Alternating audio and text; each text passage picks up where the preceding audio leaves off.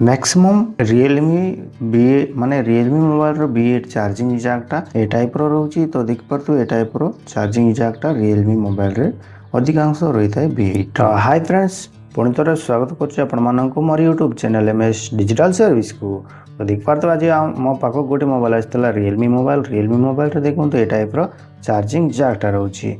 तो ये चार्जिंग जैकटा मुझे चेंज करुच्ची, तो आपण मैंने भी देखिकी निजे चेंज करेंगे। तो देखिपार तो एमती हिट करदेला आम चार्जिंग जैकटा सहजरे बाहरी पड़ुची। बाहर देखो तो आईपर टी फ्लक्स देकी ट्रैक गुड़ाक को क्लीन करवा। तो देखिपार तो मुझे ट्रैक को क्लीन करुच्ची।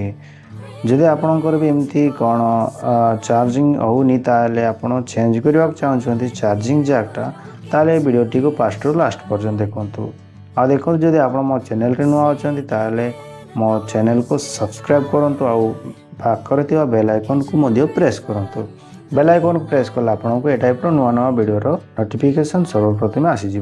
तो देखो ट्रैक उपर आमर सोल्डरिंग कराला डिसोल्डरिंग वायरटा ए टाइप चलेला आमर जी ट्रैक अच्छी सब क्लीन हो चार्जिंग जैकटा आइतरे पकेवा को सहज हम। तो देखो आम डिसोल्डरिंग वायर चलेला आमर टिके थिनर देकी थिनर सहित क्लीन करदेवा ट्रैक सब देख पार्थ ए टाइप क्लीन करदेवे। देखो मुझे भल भाव ट्रैक को क्लीन करदे। क्लीन कला आम चार्जिंग जैकटा एमती डायरेक्ट बसईदेवा। देख Parth Realme mobile B8 charging जैकटा जी अच्छी सब ए टाइप चार्जिंग जैकटा रोचे।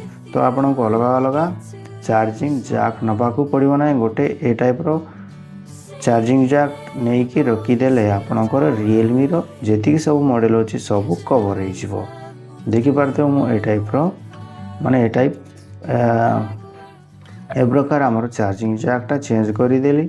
चेंज कलापर आम सोल्डरिंग भलसे लगेदेवा। तो सोल्डरिंग सब लगेला पर आम चार्जिंग होना ना चेक करवा।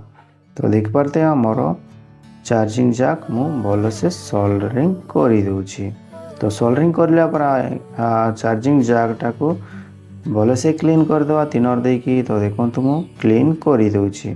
तो आपन को ये वीडियोटा केमिति लागला, हेल्पफुल है ना नहीं कमेंट करके निश्चय जनातु। आपन कोठु देखछन्ती सेटा मध्ये कमेंट करके जनातु। आपन को को टाइप रो वीडियो दरकार सेटा मध्ये कमेंट करंतु। मु ट्राई करबी नेक्स्ट वीडियो सेटा करिया को। तो thank you for watching this.